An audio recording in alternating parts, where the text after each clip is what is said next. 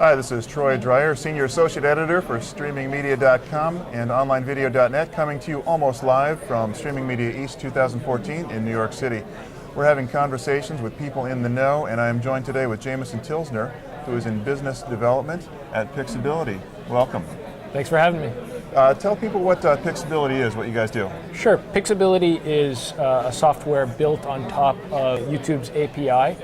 Layers on data from Facebook, Twitter, LinkedIn, Google+, and it helps brands optimize their presence, everything from video SEO to targeted paid media on YouTube. Mm-hmm. And you guys just co-hosted a fantastic event in New York City with YouTube, all about generating ideas for brands and how they could use YouTube more effectively. Exactly. Yeah, you guys are doing some fantastic work. Let's talk today about branded entertainment. Sure. I think it's a really exciting area. Tell people what it is. You know, branded entertainment, I think, is sort of a catch-all term that refers to any time a brand engages in the process of developing content. So it could be a brand's owned YouTube channel.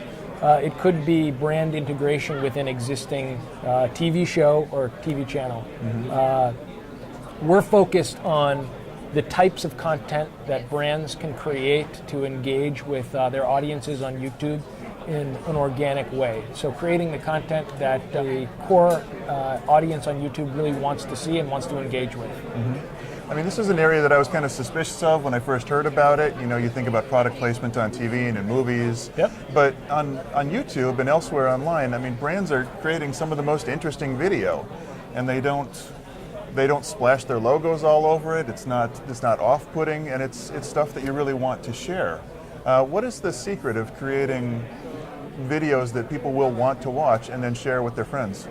I think it's about authenticity at the end of the day. You know, brands have a lot of expertise in-house, and it's expertise that consumers want to be able to consume in a way that's organic, right? So just sharing information, providing insight into any particular topic space, and being open about what's being provided is really the way to sort of capture the hearts and minds of the community on YouTube.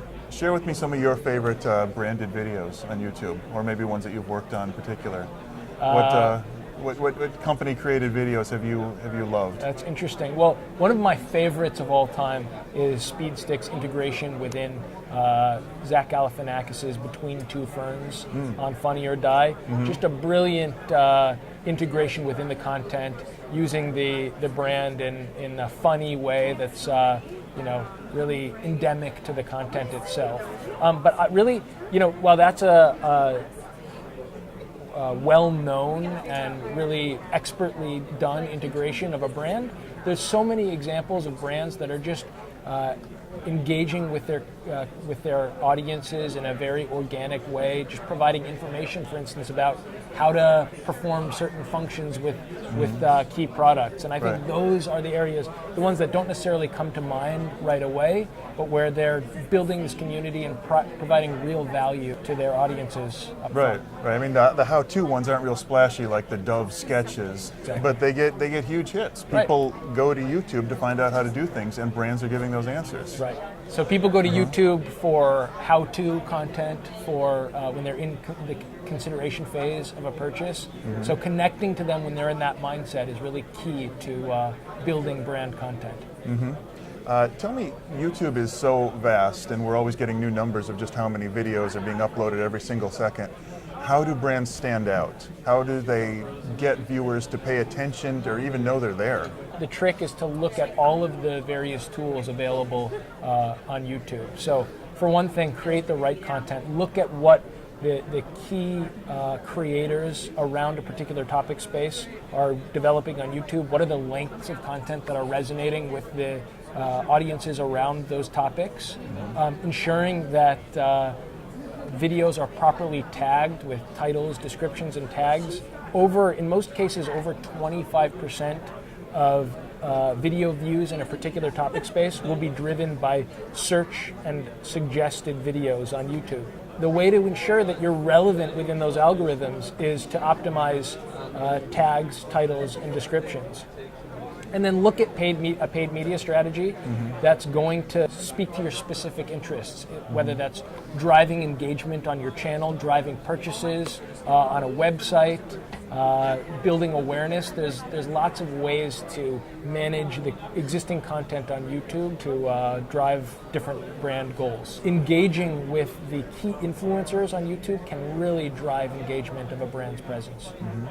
I'm glad you mentioned paid media. When you buy views on YouTube, what are you buying and who's seeing it?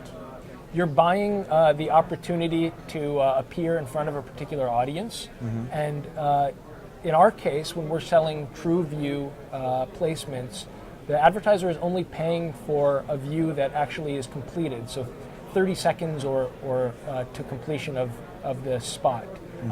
And it's being viewed by an audience that's relevant to any particular topic space, be that yogurt or car parts or streaming media devices.